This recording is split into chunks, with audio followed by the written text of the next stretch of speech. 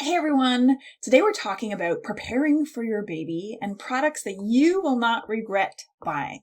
In particular, today we're going to talk about products that are sustainable and will last you over a long period of time and adapt to your child as they grow.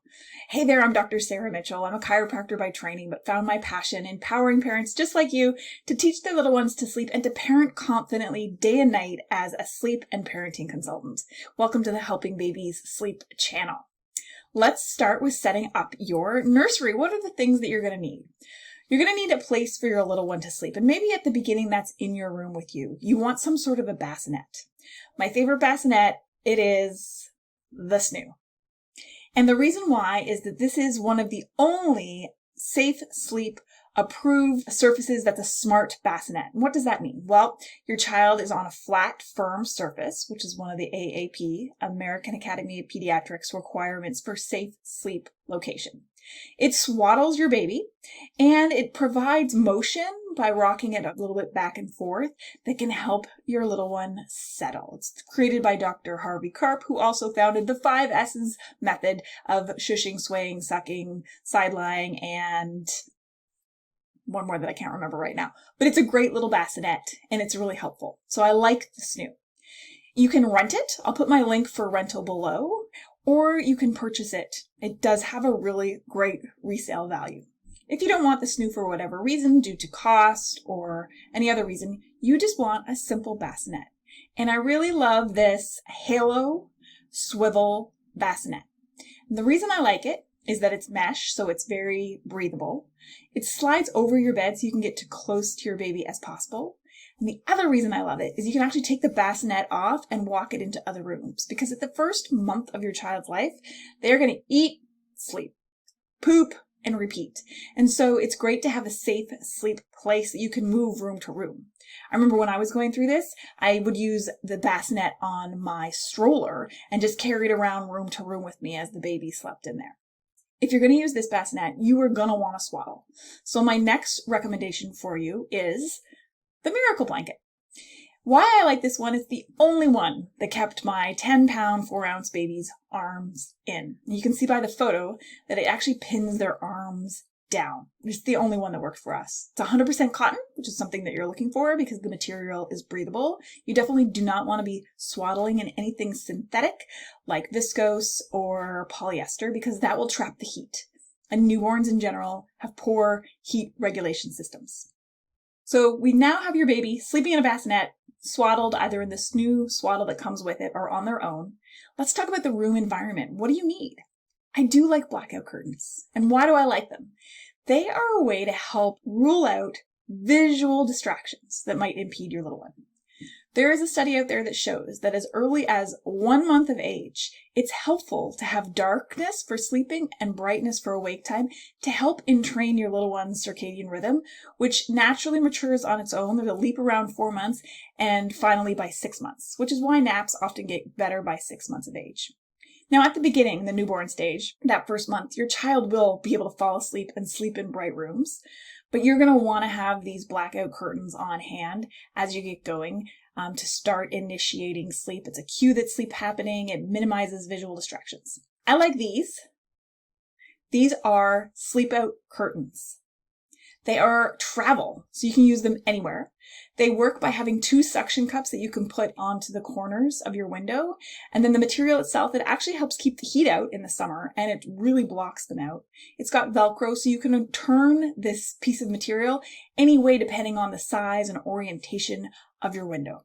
So I really like this one. I've been in so many beautiful homes over the years that have custom blackout curtains, and they all have this little white line on the edges where the light is trickling in. And so these are like a really great solution, and you can travel with them very, very easily.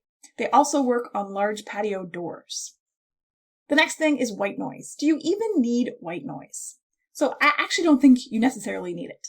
To me, white noise is a tool that helps you block out household distractions.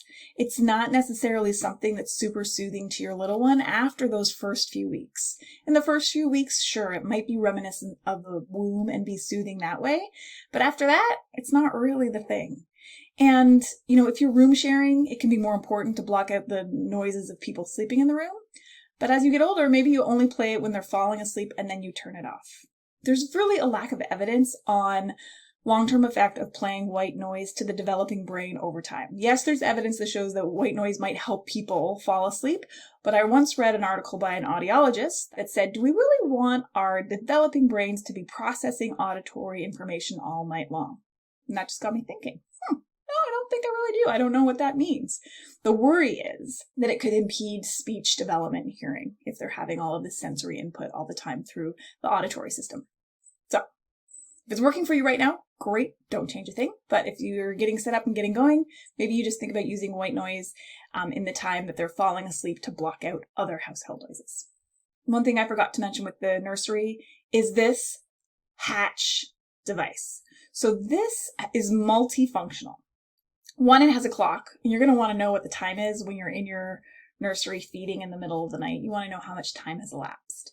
Two, it's a little bit of a nightlight. You control it from your phone, which is super helpful. So if you need to go in for feeding, you can turn it up so you can see what you're doing. Nightlights are for you in the newborn stage. It also plays white noise. It also plays lullabies, which I actually enjoy more as a cue that it's sleeping time and is wind down time. Okay.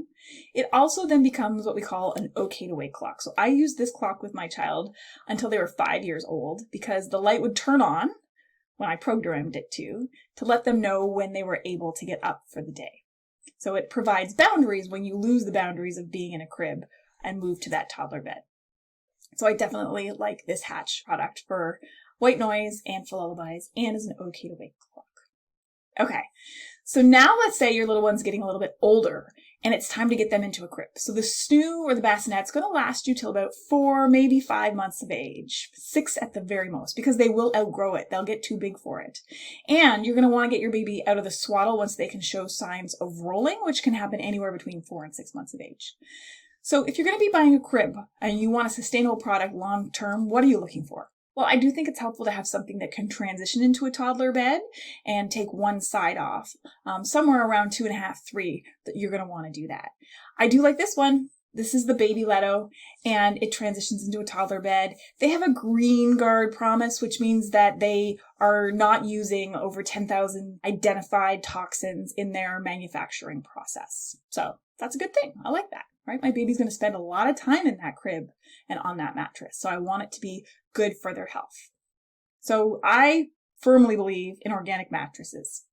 I like this one, which is the Naturepedic organic mattress. And what does that matter? It means there's no toxins, VOCs, there's no off-gassing.